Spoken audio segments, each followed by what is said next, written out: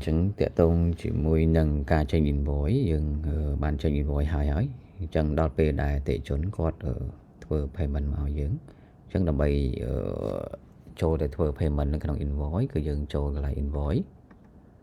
hay dừng chạy lời invoice liền máu và tỏ mà tiết dương ai search tiện tông mùi nâng tệ trốn để dừng chẳng pay hiểu cho hỏi là tệ trốn mình ní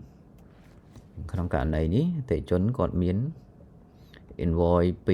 แต่ตอนเพจนะจังมี invoice นี่មួយមាន invoice นี่មួយនេះថាខ្ញុំចេញ invoice auto មួយចេញ invoice manual មួយចឹងក្នុងករណីហ្នឹងយើងអាចធ្វើការ page ទៅយើងឧទាហរណ៍ថាឥឡូវយើងចង់ page ទៅលើ invoice ខាងលើយើងចុច like action ហើយខ្ញុំយក payment អូខេបន្តមកទៀតយើង select មកយើងកត់ page តាមអីគេ page តាម cash ឬក៏ page តាម ABA ហើយចំនួនទឹកលុយដែលគាត់ paid ប៉ុន្មានអញ្ចឹងទឹកលុយសរុបគឺ 2081 អញ្ចឹងឥឡូវឧទាហរណ៍ថាយើង paid ខ្លះអញ្ចឹងបើ paid ខ្លះខ្ញុំឲ្យវាយកន្លែង paid ខ្លះនេះទៅឧទាហរណ៍ថាវាយ 2000 អញ្ចឹងគាត់នៅជាពាក់ $81 កន្លែងនេះគឺយើងអាច upload slip transfer របស់គាត់នេះយើងចុច upload ទៅហើយយើងរើសយក slip ដែលគាត់បាន transfer មក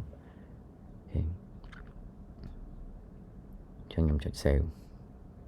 អូខេអញ្ចឹងពេលដែលយើងចុច save មក invoice ហ្នឹងគឺនឹងបដូរ status ទៅជា partially paid ដោយសារគាត់ paid ខ្លះអត់ទាន់ paid ទាំងអស់អញ្ចឹងបើសិនជាគាត់ paid ពេញគឺវាដាក់ full paid ណាអញ្ចឹងយើងអាចធ្វើការ paid បន្តទៀតឧទាហរណ៍ថាគាត់ដល់ថ្ងៃ paid ម្ដងទៀតហើយអញ្ចឹងយើងចូលមក payment ទៅដែរអូខេ select account ដែលគាត់បាន paid ចូលអូខេអញ្ចឹងឥឡូវឧទាហរណ៍ថាវាយបន្ថែមទៀតទៅណា$81អ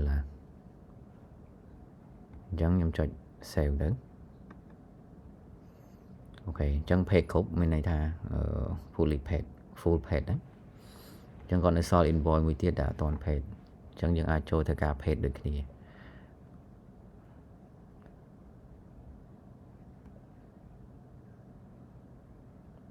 ហើយយើងអាចចូលទៅមើល detail payment របស់គាត់នៅក្នុង invoice ហ្នឹងយើងចុចទៅលើ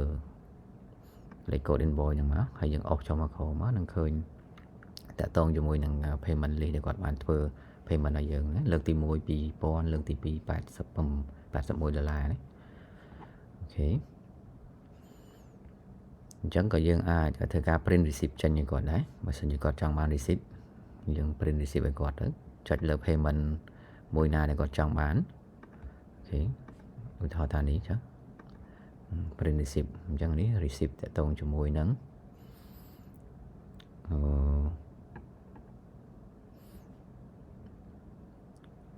payment ដែលគាត់បាន paid ឲ្យយើងណា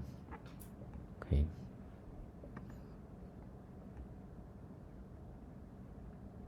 ហើយយើងត្រឡប់មក invoice list យើងវិញមកឧទាហរណ៍ថាឥឡូវខ្ញុំចង់ pay ទៅលើ invoice មួយទៀតនេះខាងក្រោមនេះ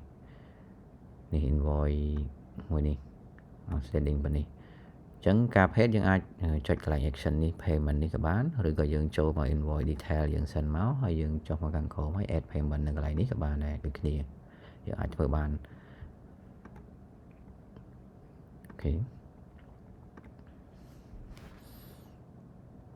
ឧទាហរណ៍ថាខ្ញុំ pay ពេញអូខេអញ្ចឹងបើសិនជាចង់បាន receipt ខ្ញុំចុចកន្លែង action នេះ print receipt ឲ្យគាត់ទៅយើងចុចកន្លែង send print នេះទៅហើយយើងហើម send print តោះមកយើងចុច print មកអូខេ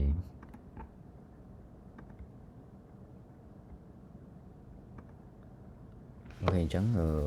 របៀបនៃការធ្វើ payment ទៅលើ invoice